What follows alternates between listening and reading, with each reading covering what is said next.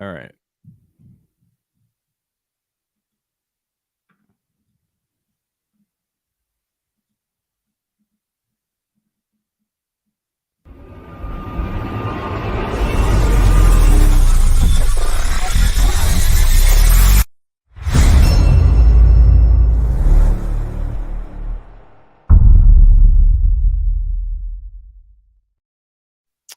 Had a slight live streaming snafu there. Oh, As I clicked the go live button. Welcome to everybody, Thompson and Clark. And like it started, but then it said one of our Twitter accounts wasn't allowing the stream to happen. So I was like, oh, that's kind of weird. And then I was like, oh, so I'll just start again. But then I noticed, I was like, no, this thing is going. So it didn't stop. The train doesn't stop, man. I thought it was good. I thought it was basically like, are you sure you want to go live? This thing's not working. And so we don't have a clean show. I'm out. I'm throwing off my hat. I'm done. I'm out of here. No, we're good. We're good. I was just alarmed. So in the beginning of the show, we usually like to stay silent while the intro's playing, and then I was like, huh? Or I said something. So all right, we're here. We're not. Hey, you just got back from Vegas, man. You have an excuse. Yeah, I know. Excuse. Wait, I slept in a little bit today. Got the full 8 hours. I like that. It was it was a lot of hanging out and having fun, not sleeping a lot, but you can do it. If I had to do that more than one time a year, might be a little rough, but for the one time a year, I'm good. Oh yeah, for sure. Yeah, when we go to on vacation to Vegas, it's funny, man. It's like we're off the strip by like 7 p.m. because then it starts to get kind of sketchy. Yeah. And then we're back at like the pool, and we'll go to the pool at wherever we're staying, and we'll have drinks at the pool at the facility until like 11 o'clock at night. No problem. But then you could do that once or twice. A lot of times I'm in bed at like 9 o'clock I bring my Fire TV, and I'm pulling up Cheers or My Name is Earl so I can catch some funnies before I go to bed or something. Yeah. I'm an early bedder. Yeah. So back from Vegas, and we took yesterday off because of the holiday. So we're back here on Tuesday evening. Giants play game 2 of their series with the Padres in about an hour from our recording, a little bit more than an hour. So if you're listening on Wednesday, we're going to be a game will have already happened that we cannot talk about. So I want to make sure people know that. But there is a lot of news here about this team. And the roster is kind of shaping up very nicely. So I will read the latest roster moves here, and we can discuss. Luke Jackson, coming off of Tommy John surgery, the Giants signed him to a 2-year deal in the offseason, knowing that he was probably not going to be up before the summer. But here we are a couple weeks before the summer here, and Luke Jackson is on the roster, called up today. And who did they send down? Well, they sent down David VR, who just came up because Tyro had gone on the 10-day. So VR was only up for a short stay. And I saw Casey Schmidt playing some second base. I saw Brett Wisely playing some second base. Brett Wisely going yard. But he also let a ground ball go right between his legs. The poor... Was it who was pitching? Was it Cobb or Dave? I think it was Dave Sclafani. Dave Sclafani pitched yesterday, yeah. Well, the one game last week where the ball goes through Wisely's legs, and then B Craw gets caught in between a hop, and you just look at Dave Sclafani, and I was like, man, I know where you've been, where you are. I've been before. Yeah. When you play high school ball or semi-pro and you get a nice ground ball and you're walking back to the dugout and then it just goes through somebody's legs. It's not fun. It's not fun. No. But, the Giants had a really successful week last week. We count the Monday through Sunday. So we're not even counting yesterday's Monday crushing of the Pirates, and they went 5-2. So even, Disco's one bad game, he'll live with that. But also, Austin Slater back up. So he hit a home run this past weekend. and they sent Tristan Beck down, who actually helped them in the Minnesota series, in game one of the Minnesota series. As we were watching it while we were recording, he came in and cleaned up for I think it was Brebbia open, and then Manea came in and threw almost 4, and then Beck pretty much cleaned up the rest of the game just about. And then so I mentioned Tyro went down, VR was brought up, but now VR's back down. And as far as some of the injuries are concerned, it sounds like Jock is supposed to do something, make some advancements today with his hand. Started the hitting progression, and Joey Bart should start running the bases today or tomorrow to test his groin. They have an interesting roster decision when Joey is ready. I literally don't know what they're going to do. Do you know what they're going to do?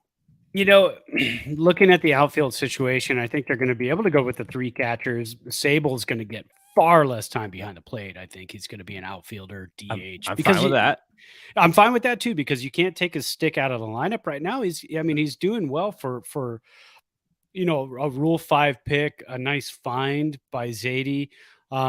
He's still he's unfortunately, with the roster crunch and everything else going on, I feel like he's kind of creeping his way towards the end of the 26-man roster.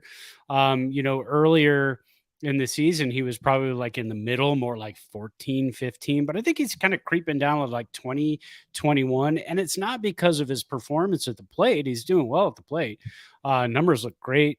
Metrics look great. He's swinging hard. He's starting to walk a little bit more. I think it's just going to be a matter of bodies and where do you put people. But I'd love to see him stick around the entire season. And he has to, or else he goes back. So. Yeah, and we mentioned this. It could be Bryce Johnson who gets crunched because he's got options. He's got options. But you lose the defensive center fielder, though. Austin Slater and Yastrzemski are better corner infielders, but they can play center field. So maybe late game you get hurt a little bit by making that move. But offensively, you help your team out by keeping Sable over Johnson. So that might be the move. But it's kind of I'm very intrigued what happens when Bart comes back as well, because what happens to the playing time. Like if Patrick Bailey is tearing it up and hitting the ball much better than we thought, and Joey Bart is not, then you kind of got to go with the hot hand. But what I would like to see is I'd like to see a little bit of a tandem duo with Bailey basically playing against right-handers, Bart playing against left-handers. So Bailey will get, 60% of the opportunity, but Bart can hit, at least start against someone coming from the left side.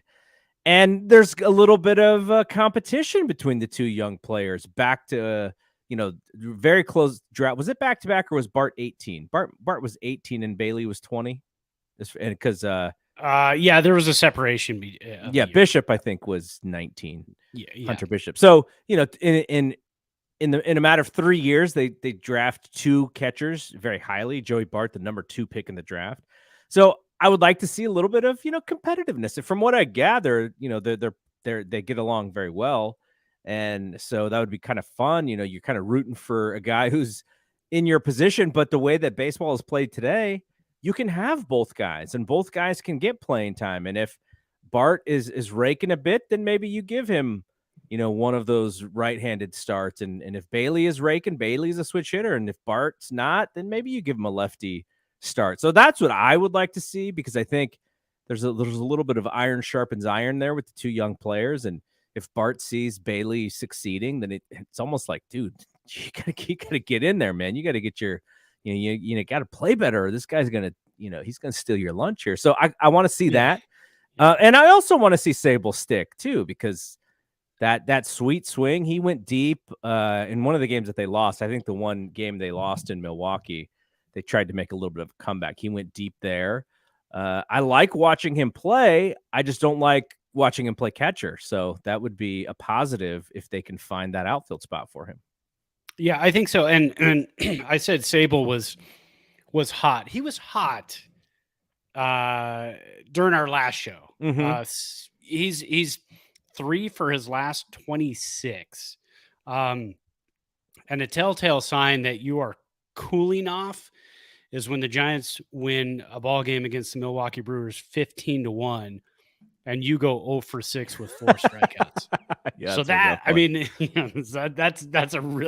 that's a tough pill to swallow. Everybody else around you is mashing the ball in that ball game. You go 0 for 6 with 4 Ks.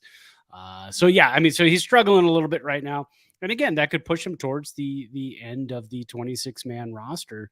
But I'd like to see the kid stick around. I really like what he's got, but I think more in a rebuild year. I like what he's got right now. It's like, okay, we're starting to get above 500. Giants are playing great baseball. They don't need any kind of any kind of back end of the roster that's going to slow them down. But do you hang on to a guy like that just to be a bat off the bench? And Yeah. I don't think so at this point. I mean, he's going to, again, a Rule 5er that kind of ups the ante a little bit, because you can't even pass him through waivers. You can't even send him down. There's nothing you could do but send him back to the team that he was with, and then maybe work out a trade at that point. But again, the other team's going to say, oh, so he's very valuable to you. Okay. Yep. Let's see what you got. All right, one more injury note. Ross Stripling, I believe he has started to play catch. So the progression on his back tweak, and the way that he throws, I imagine his back has to be right so that he throws so upright and over the top. So very excited to see what Luke Jackson does. If he's as good as his Twitter, I think he'll fit in fine. But it's just another arm, right? The bullpen has really pitched well of late. And you add another strong arm there, and it only enhances what they do. And I forgot who I was reading. It was probably Grant. But Grant, I think it was Grant. He wrote that the Giants really expect DeSclafani and Cobb and Webb to really eat up the innings for the starting pitchers to kind of protect the bullpen on those days. You go 6 or 7 for all those 3 guys, then you save the bullpen for, like tonight, they're going to throw an opener, and it's going to, and then they're going to probably throw the long guy, probably Manea. And so by, with Webb, Cobb, and DeSclafani, you eat up those innings, and your bullpen can stay fresh. And I think that is a big important thing for them, is those 3 horses. They have the depth if Stripling is healthy and Manea, but one of those guys goes down, and then I think it throws a lot of stuff out of funk. So I think that's one of the keys to this season, is those 3 guys staying healthy. And Webb is a young guy, but those other 2 guys are not super young guys. I think Cobb is he's got to be in his mid-30s at this point.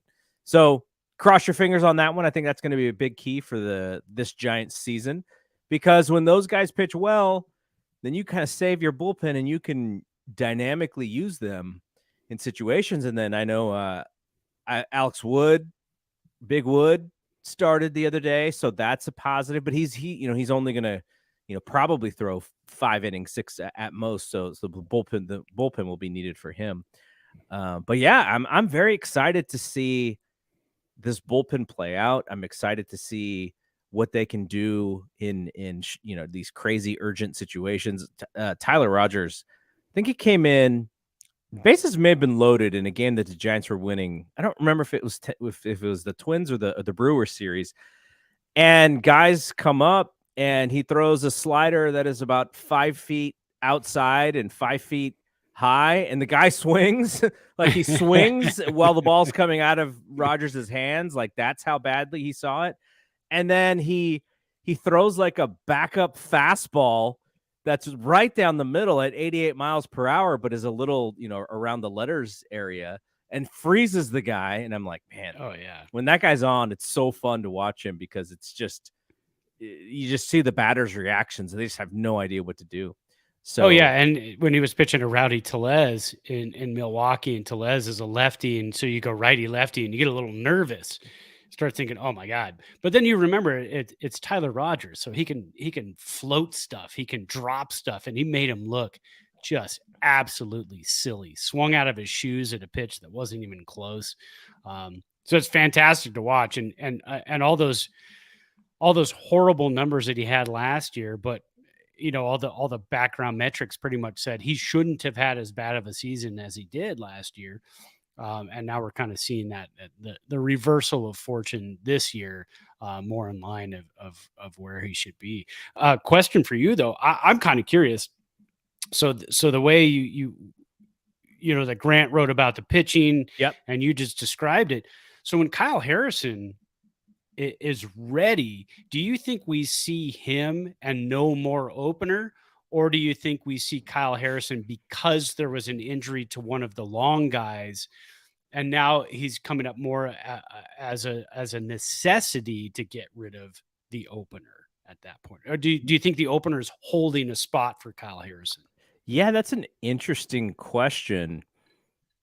They use the opener a lot of times to maybe stretch out the 5-man rotation, and maybe you need to give an extra day off. So you could still use it for those instances. But yeah, like that's an interesting question, because instead they could have just thrown Manea into the starting rotation, right? Like that's what Sure. I just Yeah, assumed they were absolutely. going to do, and they didn't do that. And he's still in his role. But I would love to see him come up, and then, you can still strategically use the opener for when you play 7 games in 7 days, and maybe one of your guys needs an extra day and push everyone back. I mean, at this point, are we getting close? I saw that he was, he won some sort of award in his starts. I'll find it here because I know I retweeted it from our Thompson and Clark account.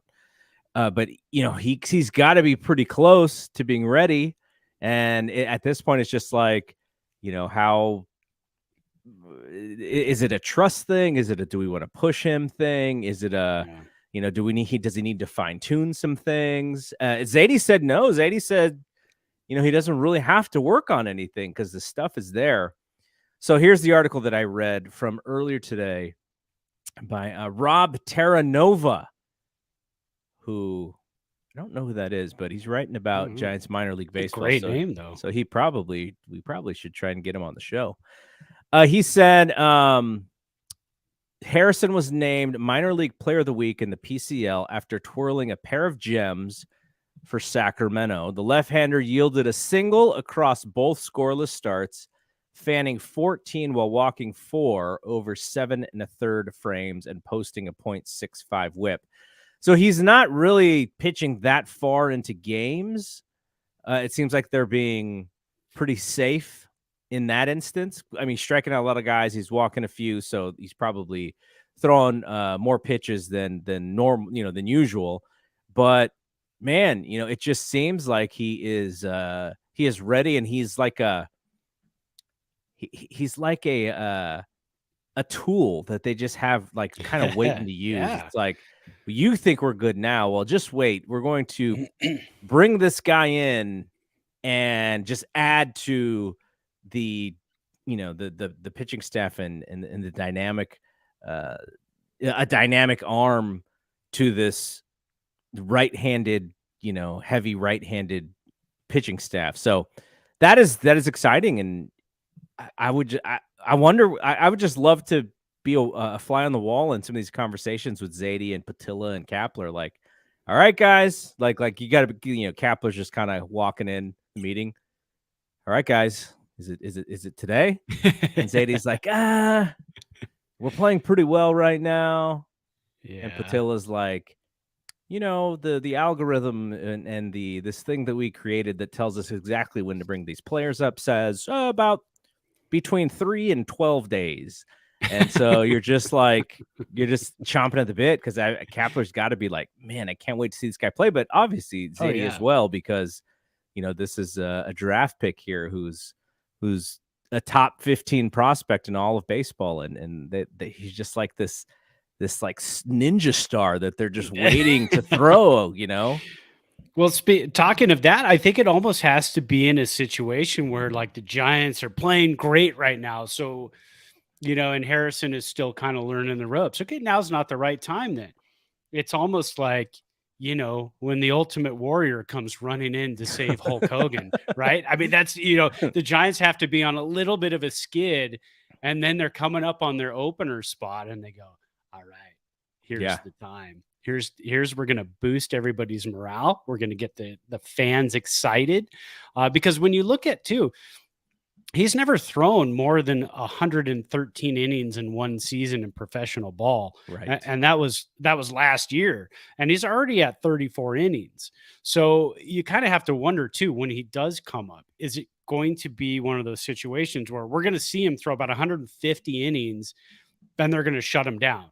So we're going to get this shiny new toy all of a sudden, like around maybe July, but then when September comes, shut him down. Well, what if the Giants are in a playoff hunt? Now what do you do? So there's going to be a lot of juggling. There's going to be a lot of, hey, let's see what the brass is going to do with the young kids going forward. Because I mean, you could play Casey Schmidt, you could play Luis Matos, you could play Patrick Bailey, you could play those guys because they need the at bats. That's just the way it is. You're not going to wear them out. You're not going to tire them out. They just need the at bats. Yep. But a pitcher, you got to stick with those innings, and I don't. They haven't talked about a pitch limit for Kyle Harrison this season. That stuff's probably hush hush, but I can't imagine it's more than 150. Because if he's only thrown 113 before, 150 is even pushing it. That's quite a bit, maybe even more, like 130, 135. Yeah, I didn't even think about that. You're right. Kid is 21 years old. That's insane. What were you and I doing when we were 21? Oh, being an idiot. I can speak for myself. I was being an idiot. What was that? When I was 21, it was, what year would that have been? 1994. I was listening to grunge and driving back and forth to Chico from the Bay Area to hang out with friends and have a good time. Not serious about school or anything, I can tell you that much. Yeah, the Brad Evans that I met was a little bit more. He was a little bit more grown up at that point. He was running the radio station or the sports division in the radio station. He was a very responsible human when I met that guy. Well, when I was at the station, yeah, but not outside the station. All right, so let's talk about our player of the week, because that will dovetail into another conversation that we want to have today. Yeah, so player of the week, I mean, it was a tough one. I had like 5 players I could have chosen from to put on this list. I almost put a 4th. I keep saying that every week. I almost put a 4th. It would have diluted it, so I kept it at 3. The one I left off was Mitch Haniger. Had an awesome week, but it was like I can't add him because the 3 guys ahead of him were just stellar. So coming in 3rd, Logan Webb. He only had 1 start this week, but it was a great start. 7 innings, 4 hits, 1 earney, 1 walk, and 11 strikeouts. Great game against Milwaukee. Almost wasted. Gave up that 1 earney in the, what was that? I think it was the 7th inning, bottom of the 7th. But then Haniger, the guy I left off the list, hits the 2-run home run to put the Giants up 3-1, and then they go on to win the ball game. So that was tough, but Logan Webb came in 3rd with 13% of the vote. Patrick Bailey this week, he was on last week. He was on the poll last week. Didn't win it last week either. He came in 2nd today with 26% of the vote. A 167 WRC plus, 360 average, 1 home run, 9 RBIs, and 3 runs scored. Had a fantastic week, playing lights out. I have to say, I picked him up in fantasy because my catching situation was so dire. And I thought about it. And then yesterday morning, or no, the day before, I picked him up and I didn't start him yesterday when he had the home run on his birthday and 4 ribs. I started Melendez for the Royals again, and I'll never make that mistake again. I think I might be dropping Melendez here soon. But Michael Conforto, the winner, 60% of the vote, 239 WRC plus on the week, 423 average, 3 home runs, 8 RBI, 8 runs, 1 stolen base. There's a nice article about him of when he figured out he was finally back was when he made the throw from right field to cut off Caratini at second base and end the inning and preserve the Giants' lead with getting out of the inning with a runner in scoring position. No, it's when he's officially back is the day he won the Thompson to Clark podcast Player of the Week award That is today. Michael Conforto is officially back because of that. He is who I voted for. And I went back because I was out last weekend, and so I didn't really see any of the games. And we talked about this last year, where there's a nice little sneaky tool that the MLB Network has, where you can kind of have video recaps of every game. So I just went back and I watched all the video recaps from the Twins series and from the Brewers series, and this guy was going oppo deep. He was crushing inside pitches. He was getting the ball in the air when the Giants needed a sack fly. Like, he looks so in rhythm right now. And it's fun to watch because when he came up, or when they signed him, we were like, oh gosh, we get him on a little bit of a discount because of the injury. And I don't know how many other teams were in on him, but the Giants, after coming off of not getting Correa or Judge, and man, Correa's had a tough start to this year. I'm rooting for him though. Like, I don't have any ill will towards him in any way. I'm rooting for him to play better. And so Conforto starts out, very slowly, and you're like, did they get the used car who in a couple weeks it's gonna break down? Like, and no, they didn't, because he's playing so well. He's a guy who you can throw right in the middle of the order. JD Davis is right there. Haniger's coming around, but Haniger has way too much swing and miss for me. Like, I'm watching him, and they challenge him, and there's a lot of swing and miss in his batting right now. And maybe he's also just kind of cold or whatever. But he hit a home run last week. But Conforto, just sweet swing, that left-handed great swing. He's just on everything right now. So it's great. So I have a couple stats here I wanted to just bring up. So he is up to 271 in the batting average and 350 OBP and almost 500 slugging. So he's bringing that up. Now has 7 jacks. So which is great. No, I'm sorry. He's got 11 jacks. The 271 and all that is in his last 30 games. That's what I was looking at. But he's got 11 jacks, and the batting average is coming up and all that stuff. But in the last 15 games, he's hitting 386, slugging 737. Jeez. So in his last 30 games, he is Michael Conforto. In his last 15 games, he's Barry Bonds without the stolen bases. Yeah. And in his last 7 games, he is even better than Barry Bonds. 423, 808 slugging, 484 OBP, 3 jacks. So he's just on fire right now, and I hope that he can continue, because if he continues to swing the bat, JD Davis continues to swing the bat. They got these young kids, Casey Schmidt and Patrick Bailey and Blake Sable, who we'll talk about in a second. We'll have a whole other segment for those guys. It's just going to be a fun lineup to watch, and it's been a lot more fun because we were hemming and hawing early in the season, going like, man, this team is boring.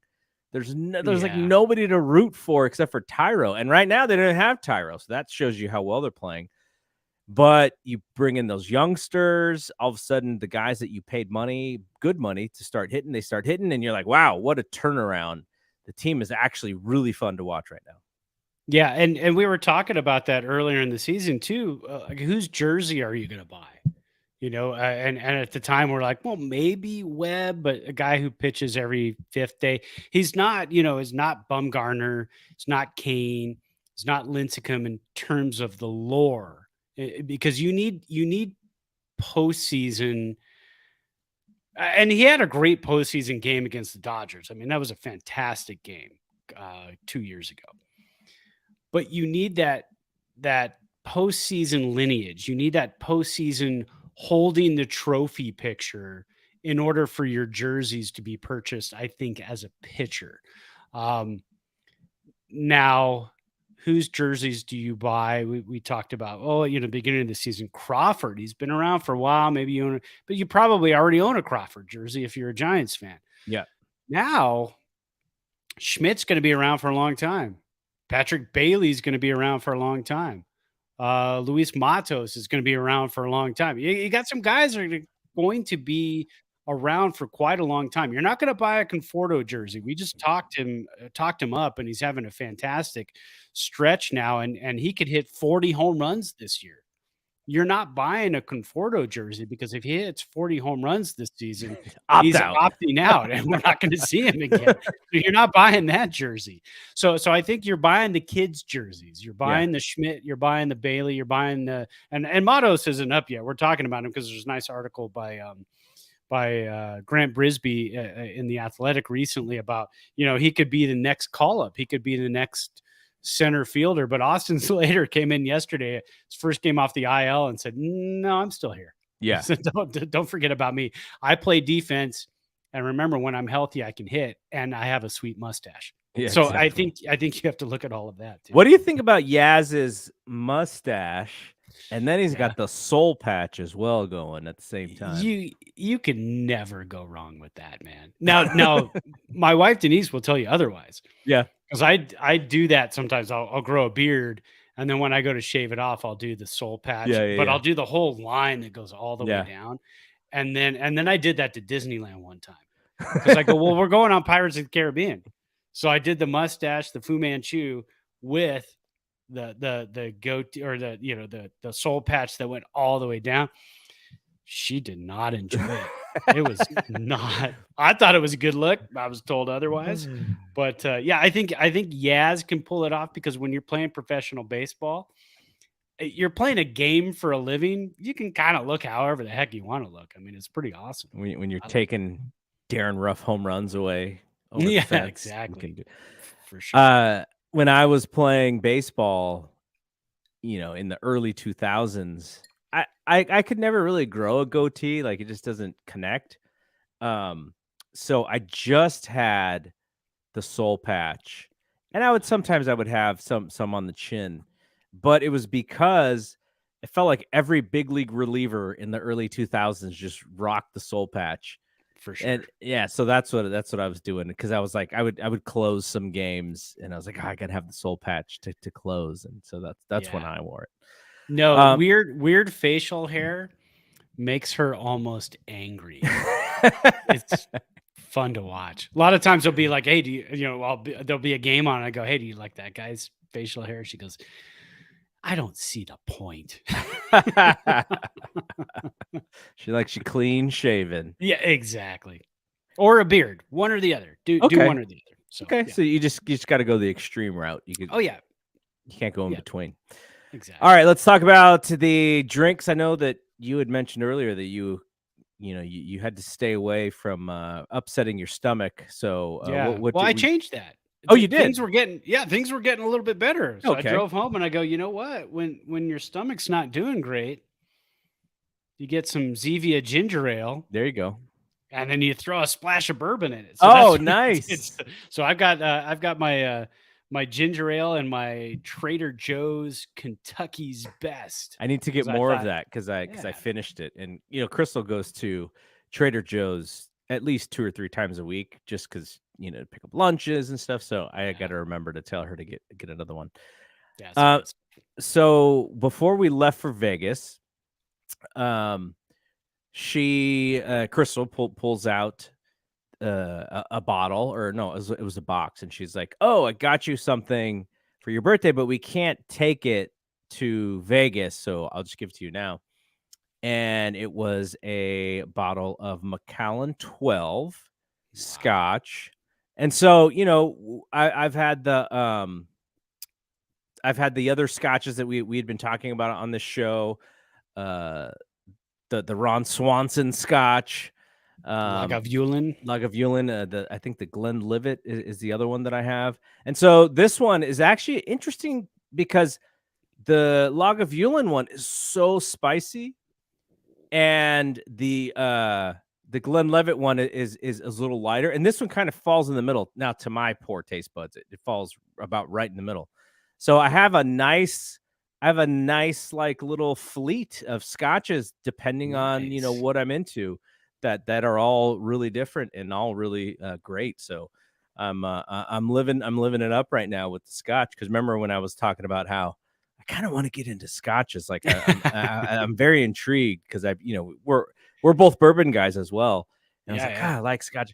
And so it was a little hard because your palate is much different, and you gotta like kind of get it used to the scotch palate. And so I'm enjoying it though. I'm having a lot of fun figuring out what I like scotch wise. And I think what makes it hard too is you can find a really good like $12 bottle of bourbon, $20 bottle of bourbon. Yeah. Don't buy an $11 bottle of scotch because it's not going to go well. Yeah, your entire chest will just start burning in flames. Yeah. Well, and then you'll wonder, like, is this really scotch? Yeah. What is this? It just tastes like, rubbing alcohol. Exactly. Okay, so what is next on the agenda here? Well, like we mentioned, they went 4-2 last week, and then yesterday, which would be Monday, they beat bumps on Pittsburgh. And so we'll go over the upcoming week's schedule, starting with tonight's game against Pittsburgh. But before that, we just wanted to talk a little bit more about these youngsters that we have on this team. Now, the one stat you threw at me before we started was Casey Schmidt. His BABIP is kind of high, and this is the same thing that happened to Tyro. They're pretty similar hitters in that they swing, like they don't take a lot of pitches. And so for Schmidt, somebody's, they will figure out that, he's a swinger, and he'll, they'll probably start throwing him stuff that maybe it's not great for him to swing at, but he's not someone who takes a lot of pitches. He's only got one walk so far in his young career. So that BABIP is carrying him. And he's rolling with it because he's hitting stuff where people aren't, which is great. But that's probably going to come down a little bit. He'll have to deal with hitting big league pitching a little differently. And so, but it's like, what he reminds me of is like you watch College World Series, and when I don't watch it anymore, but I used to watch it back in the day, and everyone in the College World Series is so swing happy because everybody get the ball over the fence. So, why take a walk when all you got to do is make solid contact and that ball flies? That's what Casey Schmidt reminds me of, is like, this dude is up there. He's up there to swing. Sometimes the ball's in his eyes and he's swinging. Sometimes it's Duran from Minnesota throwing 104 miles an hour, like right in his eyes, and he's swinging. Like he's not hitting that one, but he's just a fun player to watch. And then you get to see him play defense, and he's moving all around the infield. Tim Kawakami yesterday called him their future shortstop, which I hadn't heard before, but he has been playing some shortstop. He played some shortstop instead of B-Craw this weekend, which was kind of surprising because you would think that, B-Craw's healthy, he should be playing, but maybe he's not, and maybe he's not 100% healthy. The knee thing, maybe still a thing, but it seemed like you're like, oh, B-Crow's in the lineup. No, Casey Schmidt is playing shortstop. And so that was kind of surprising. They have some faith in him at that position, which I wasn't quite sure about because he's kind of a big dude. And, he's people our age will remember Matt Williams started out as shortstop, and then you move him to third because he's just, he could be an above average shortstop, maybe slightly above average, but you put him at third base and he's like a stud. And it's probably the same thing with Schmidt, but you have JD Davis there as well, who's hitting the ball. So you got to find room for the rookie. And so he's shortstop, second base. He's playing all around the infield. But what is your overall feeling with Casey Schmidt in his young career so far? I'm enjoying it. It was the injection of energy that this team needed. If obviously he's not going to maintain high batting average, but that's fine. That's going to come down. But as long as the power starts to turn on a little bit, because we know he has power too, but just having a slick fielding middle infielder who can put the ball in play, and when he does, can make some noise. I think it's like, it's kind of B-Craw 2.0, but maybe with a little bit of an elevation in terms of what you could see in batting average and power from what Crawford has given in his career. Crawford, you might have to look up how many career home runs Brandon Crawford has. But if Casey Schmidt can have the longevity, I think he could probably be above and beyond that.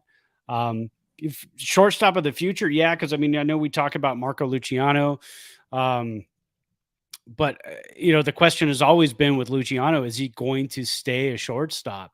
Um, yeah, maybe, but I think more likely what you're going to see is Casey Schmidt is going to stick at shortstop, and Luciano might come up and play third base or be an outfielder, which is what has kind of been the talk for years. Um, but it's exciting. I can see Casey Schmidt projected as an all-time Giants shortstop great in the future. Again, we have such a very tiny sample size, but the way he blasted through the minors and also blasted his way up the prospect chart for the Giants was phenomenal. And Yeah. it's not like the Giants have, not just a bunch of slouches in the minor leagues. We had a COVID situation. We had a situation where the minor leaguers weren't getting much playing time. College players weren't getting much playing time. There just wasn't much happening. And now I think you're finally seeing the Giants minor league system kind of getting a boost. This year, it's a major turnaround from what we saw last year. Last year was so disappointing. A lot of the prospects for the Giants just slow starts, injuries, not getting a whole lot of playing time in the minors, not being able to contribute in the majors. And now we're seeing guys knocking on the door, just ready to come up through the system and bust their way up onto this big league roster. And that's probably why you started to see a lot of the 1-year contracts and the 1-year contracts with a 1-year opt-out, because the Giants knew, hey, we're going to have some guys coming up who are going to have 5 and 6 years with this team. They're going to be ARB eligible for years. We're going to be able to lock them in on deals like we did Logan Webb. So I can see Casey Schmidt being as one of those candidates in a couple of years. If he can continue to assert himself the rest of the season, build on that next season and the season after, you might see a long-term deal for Casey Schmidt and a Gold Glove shortstop going forward. I'm frustrated at MLB The Show, though. He doesn't even have a diamond rating at third base. It's like, come on, man. I'm playing a franchise in the show, and the guy's got like a 68 overall arm. Yeah. I mean, yeah. we've They seen need him to, they need to fix it. They need to fix it. No, we've seen him throw like 97 miles an hour across the diamond. Let's fix that, guys. Come on. Yeah, absolutely. So I just decided to look at the prospect list again, and Harrison is, I'm just using the MLB prospect list. So, I'm sure there are others and people may go, oh, this person knows more, but I'm just using this just because it gives me a bunch of information. So Kyle Harrison, obviously number 1, we just talked about him, kind of on his way. Marco Luciano is still in AA, and his ETA is probably next year, probably not even at the beginning of next year, but he's a guy they're heavily investing into. He had a back injury early, and they need to make sure that is also fixed, because as he grows, he's just going to get bigger. Casey Schmidt up with the ball club. Grant McCray, he is in Eugene right now, struggling a little bit in Eugene, not on fire like he was last year in San Jose, but it is still early, and he is he is a little bit older than Luciano and Harrison. He's 22, but probably similar ETA as Luciano. Vaughn Brown, who is older than he's as old as Casey Schmidt, actually, and he is in AA right now. He's in Richmond. He's only had 24 at bats. He's I think he started the year on the injured list.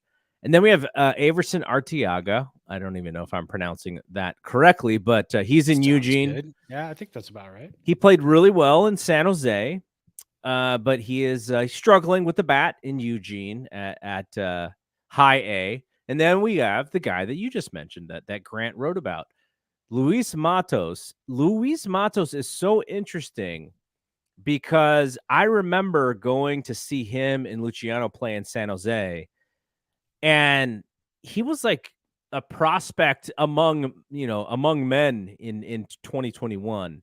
And the thought was, okay, he's going up at some point. He's a big prospect for them. But then he goes to Eugene last year, 369 at bats, and he still hit 11 home runs, so the power is there, but 211 batting average. And so instead of, having him repeat, they still think very highly of him. He himself is 21, just like Luciano and Harrison. And they go, okay, you know what? Even though he struggled in high A, we're going to send him to double A. He smokes double A. And then they were like, you know what? We're going to send him to triple A. And he's currently hitting 313 in triple A, 48 ABs. He hasn't gone deep yet in triple A, but still hitting the cover off of the baseball.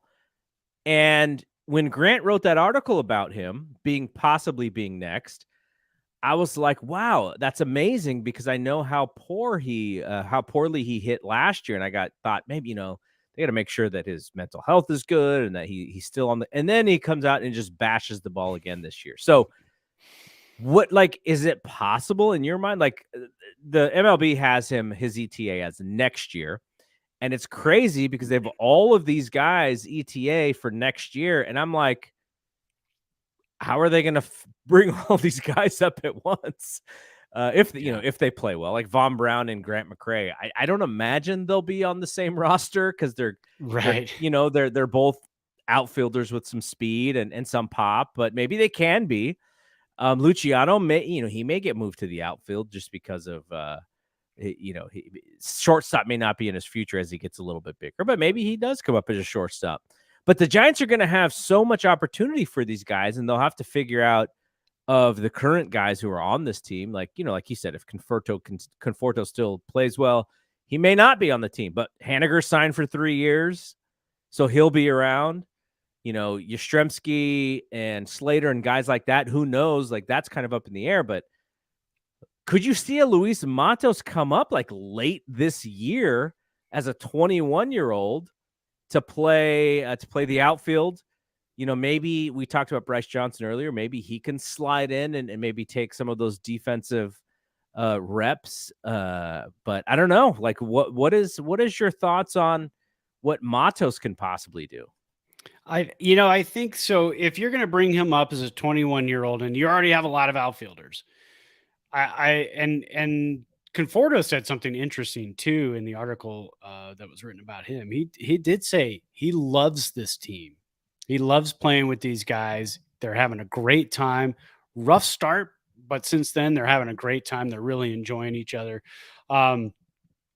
Is he lobbying for a long-term deal with the Giants? I don't know. Maybe opt out and then re-sign for 3 years or whatever it is.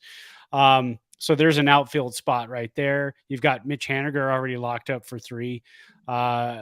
So this season, I think a 21-year-old Luis Matos coming up, I would think the Giants would need to look at that and say, if he's coming up, it's not to get a taste because we have some injuries and we're just trying to fill in a roster spot for a week, because then you start the clock on a 21-year-old.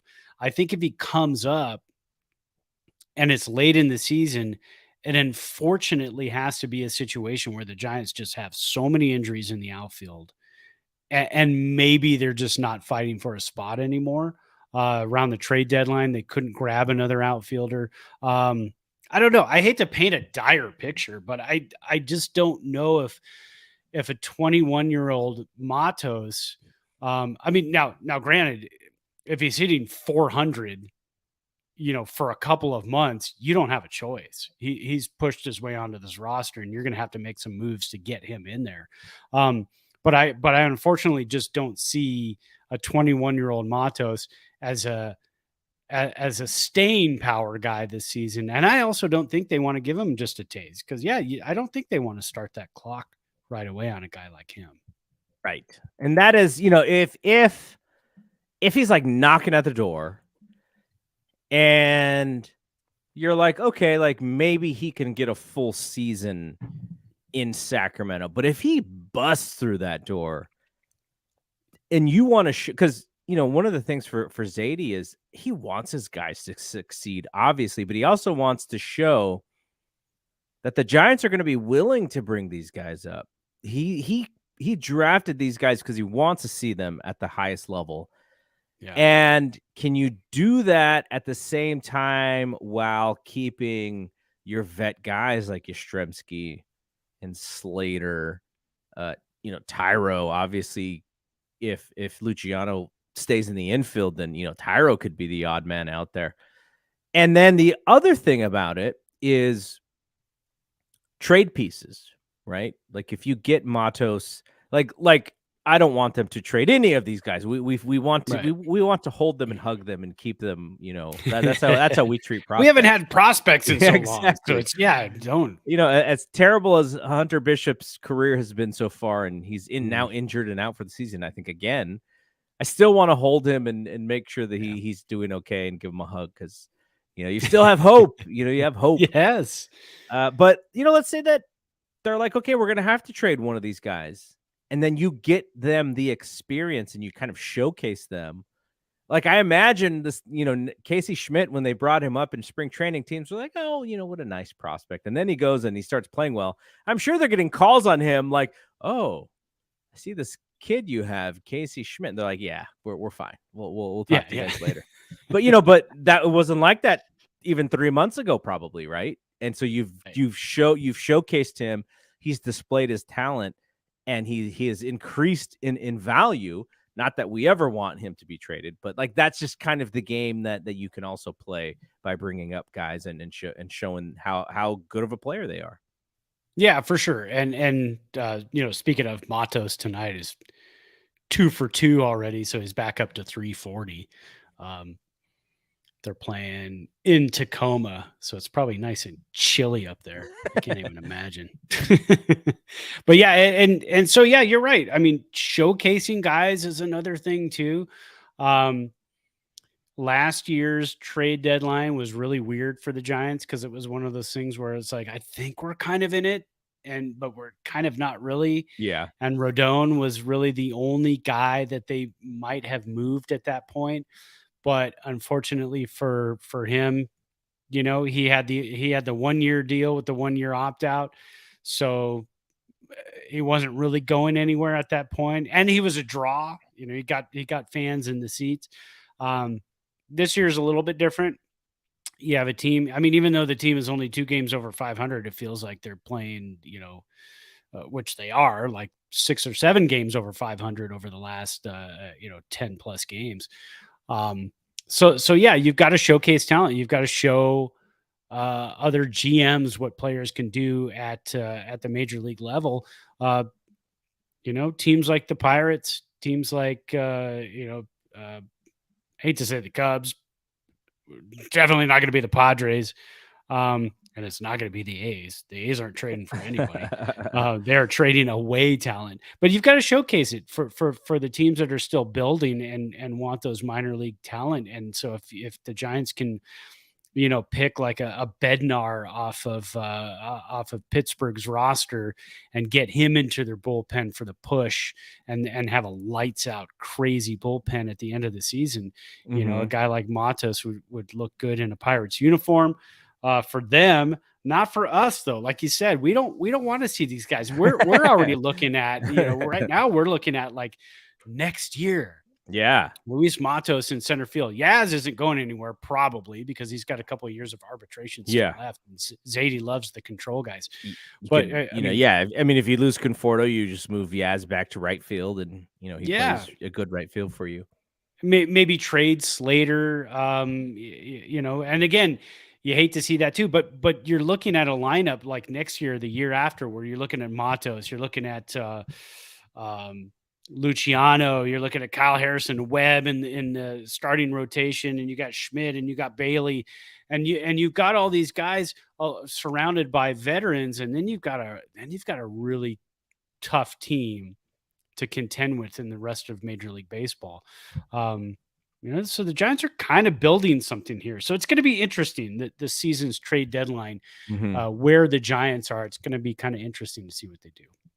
Yeah, I still want to see that Patrick Bailey, Joe Bart backstop. That's what I want to see. It's going to happen. It's absolutely going to happen. I mean, if the way they're talking about Bailey and the way he calls games and his confidence and the way he can go to the mound and calm a pitcher down and get their confidence back.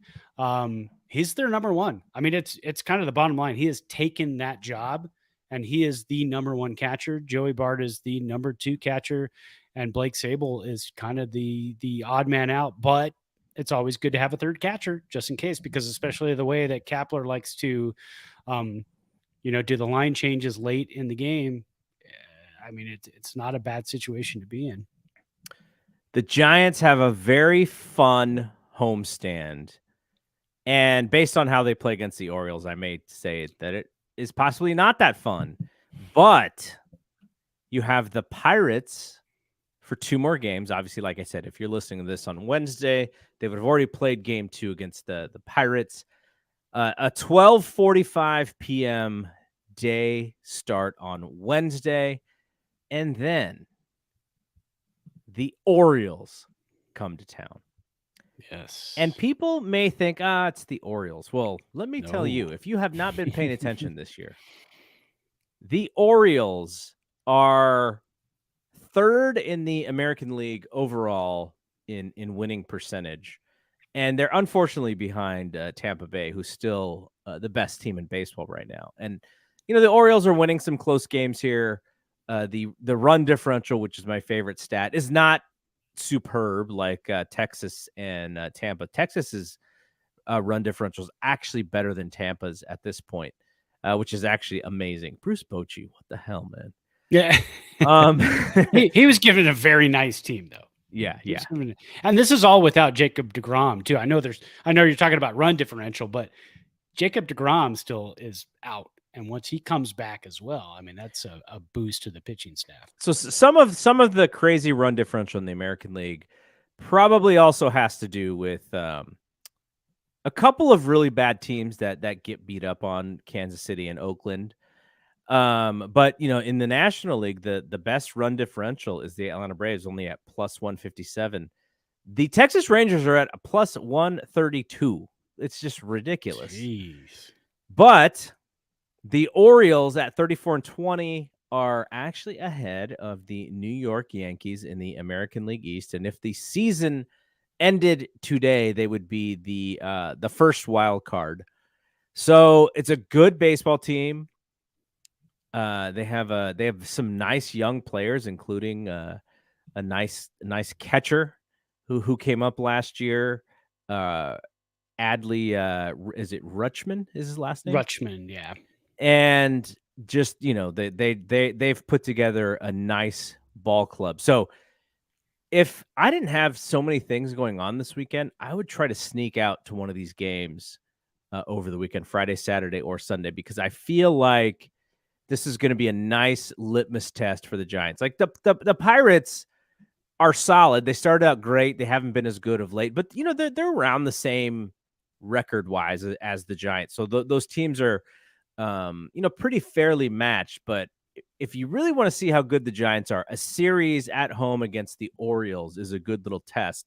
You take 2 of 3 from the Orioles, and I think your team comes out of that feeling pretty good about themselves. Yeah, for sure.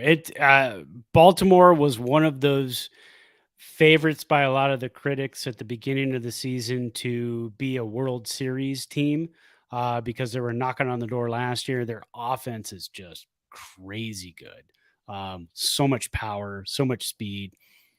Cedric Mullins, I think, might go on the IL. So that's one piece of the Baltimore lineup that won't be in there. And that guy's speed power combo is just insane. So they might be limping in a little bit, but still beating that team. Like you said, that's great. I mean, showing up against Milwaukee like the Giants did, showing up against Houston earlier this season like they did. This is another big test. I don't like what happens after Baltimore, that short little road trip to Colorado, where you could either go in there and feel really good, or you could leave there feeling like, what the hell just happened? Because we were leading in all 3 of these ball games and we lost all 3. So that can happen in Colorado pretty easily. So there's that same week, there's a June 9th game against the Cubs at home. The Giants go in a 3-gamer to Colorado, then come right back home. There is a drone show that evening against the Cubs, a tribute to Bay Area hip hop.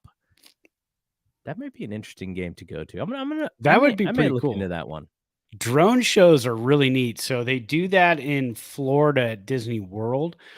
They can't do it in Disneyland because of FAA regulations and it's in flight space and everything else like that.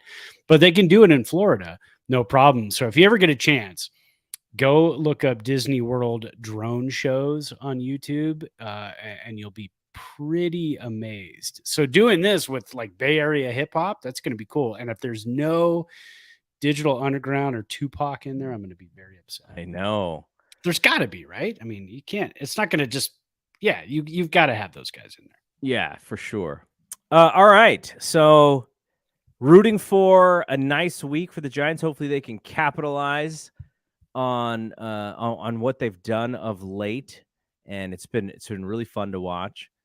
The team, we can't say officially, that the Giants are back or anything.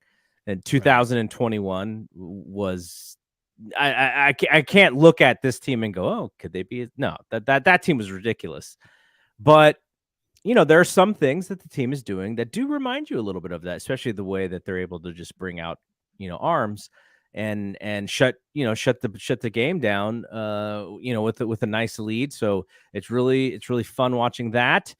And yeah, they're 7-3 over their last 10. So you get another 6-4, 7-3 over their next 10, and they'll be in a nice spot. I believe they would actually be the last wild card if the season ended today. So that's kind of fun to think about.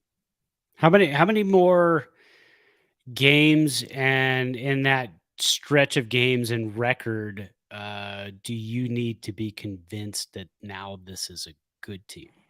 I think so currently they're 2 games over 500. Once you start getting 5, 6, 7, 8 games over 500, then I'm like, oh, they're better than I even realized. Because right now, Arizona, they're 8 games over 500. Dodgers are 11 games over 500. And we got it handed to us in Arizona too. Yes. The Braves are 10 games over 500. Then you go to the East where they have some really, really great records in the East. But even like Houston, they're 9 games over 500. So they're not playing the same kind of ball as Texas is right now. But they're still playing really good baseball. Once you get around 5, 6, 7, then I'm like, okay, like this team is better than maybe we even realized. And because it's a long season. You play 81 and 81 with the third wild card. You're sort of like not that far away, but you go 85 and 77, or you go 88 and 75. Then you're starting to cook with grease there, and that's kind of where they're going to need to be in order to compete for those last playoff spots. Yeah, and I said at the beginning of the season, 94 win team. I'm not going to look at the math to figure out what the Giants have to do the rest of the season to be a 94 win team, because then I'll be sad, and then I'll know that we're not doing that. They have to play at like a 700% winning or 70% winning clip or something. Yeah, exactly. They're going to have to go on a 20-game winning streak at the end of the season. All right, so we'll be back next week.